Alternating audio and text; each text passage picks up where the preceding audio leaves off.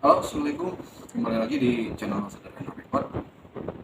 Di video kali ini kita akan melihat pernyataan Farhan Abbas ya, yang katanya dipitnah oleh pengacara Firdaus ya. Jadi jangan lama-lama lagi, kita langsung ke videonya. Kita lihat pernyataan Farhan Abbas gimana ya. Oke, kita langsung ke videonya. Orang-orang yang mengaku member dan mendapat kuasa daripada oknum mantan napi yang menyatakan telah dirampok dan mengatakan Ibu Elsa Sharif penjahat itu adalah orang-orang yang kita anggap sengaja untuk memanipulasi agar mereka tidak ditagih oleh member, kemudian mengalihkan ke Ibu Elsa Sharif. Sudah banyak orang-orang yang diberi kuasa untuk menagih, baik secara surat maupun mereka datang berdemo, kemudian mereka mendapat surat kuasa, ada yang tagihannya 55 miliar, ada tagihannya 80 miliar, 69 miliar, dan 100 miliar. Dan ketika kita beri surat menegur mereka, mana buktinya mereka tidak bisa mengatakan. Mereka minta sehingga kita laporkan pasal pemerasan. Oleh karena itu, para member Mimiles yang dulu jangan takut bahwa mereka harus mengembalikan uang-uang kalian kalau memang itu janji mereka. Dan kami siap untuk membantu kalian, dan ini kasus dapat dilaporkan kembali.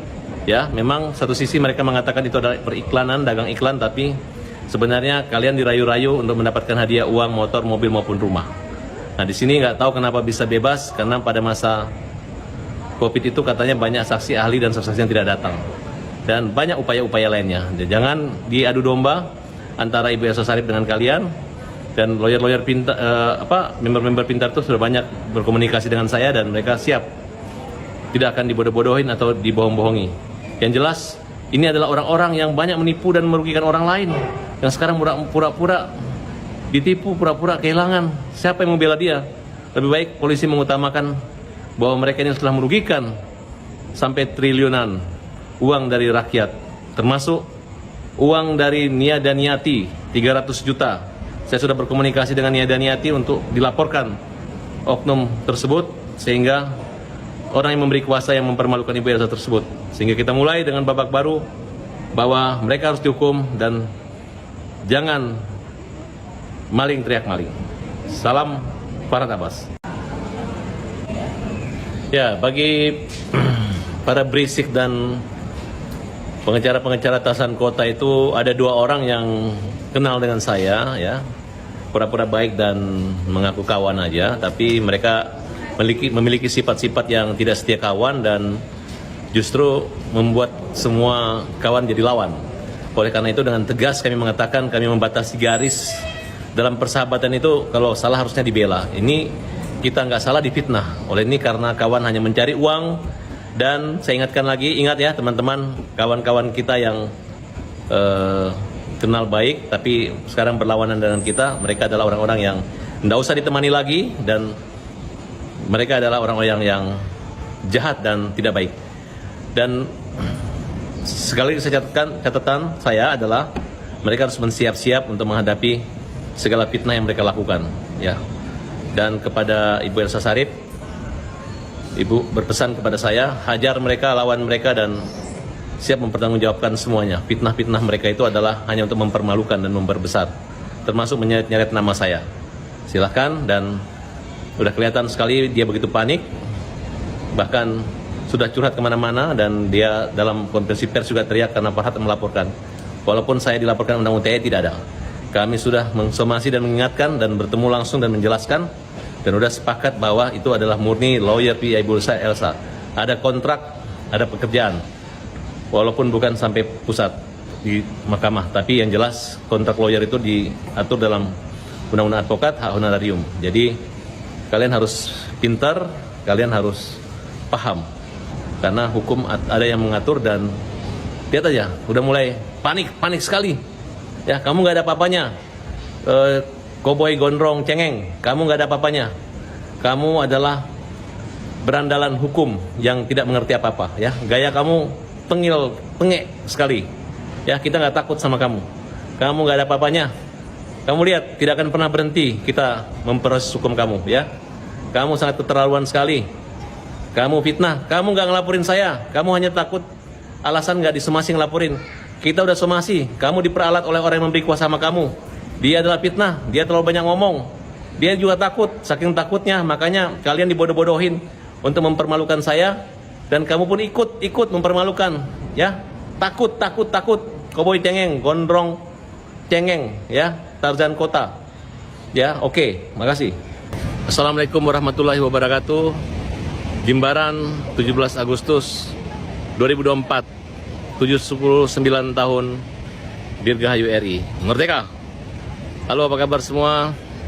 Menyikapi adanya oknum-oknum pengacara yang berisik, yang sombong, takabur, dan tidak punya etika. Saya, Farad Abbas, kuasa hukum dari Ibu Elsa Sharif, dengan ini menyatakan bahwa orang-orang tersebut telah kita laporkan ke kepolisian, baik di beberapa Polres, dari korban-korban sikap arogansi, sikap premanisme oknum-oknum pengacara yang mempermalukan dan menghina, mencemarkan nama baik dari Ibu Elsa Sharif. Untuk saya sampaikan kepada teman-teman bahwa orang-orang tersebut kita langsung laporkan karena mereka mengeluarkan surat kuasa berantai dari surat kuasa substitusi yang tanpa mengetahui inti permasalahannya hanya menghina, memfitnah, mempermalukan, mengolok-olok.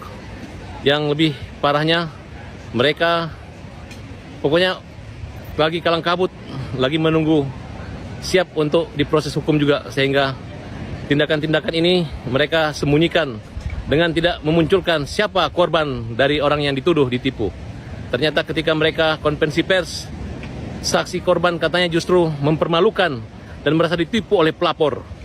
Kasus ini adalah kasus Mimiles, yang mana orang ini pernah ditangkap dan memang dibebaskan. Ibu Elsa memiliki kuasa di tingkat penyidikan sampai Mahkamah Agung, tapi dicabut di tengah jalan karena undang-undang advokat memiliki hak honorarium. Jadi wajar saja dengan kontrak dan tidak mungkin Ibu Elsa menerima dana ilegal. Oleh karena itu ada juga pernyataan bahwa dana itu adalah dana ilegal. Kalau sekarang orang-orang yang pernah dianggap menipu, mempermalukan perusahaan dengan cara membujuk rayu para member-membernya, sekarang ketika mereka bebas dan uang dikembalikan, mereka mengalihkan hal tersebut kepada Ibu Elsa Sharif seolah-olah uang mereka di sana. Padahal dalam pembelaan di pengadilan mereka jelas-jelas ini bukan investasi ataupun dana perbankan yang akan dikembalikan. Tapi ini akan menjadi satu langkah awal bahwa korban-korban lainnya dapat segera berkumpul untuk melaporkan kembali dan diproses hukum.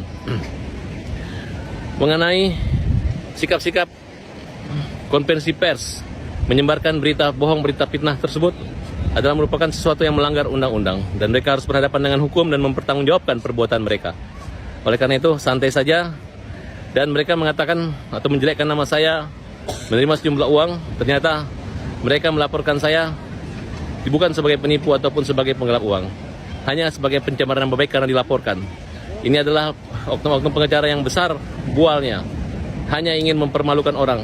Jangan takut, karena kami tahu Anda takut. Oleh karena itu, Ibu Elsa siap menghadapi kalian, 1000 kalian pun pantang menyerah. Dan bukti-bukti sudah ada, hanya kalian aja mempermalukan. Tidak menghargai sesama lawyer dan hanya ingin mempermalukan dengan omongan-omongan brutal. Masyarakat dapat menilai bahwa omongan kalian itu adalah omongan preman jalanan, omongan-omongan yang gak masuk di akal, omongan tidak berdasar. Pildi Sharif adalah adik kandung, bukan anak.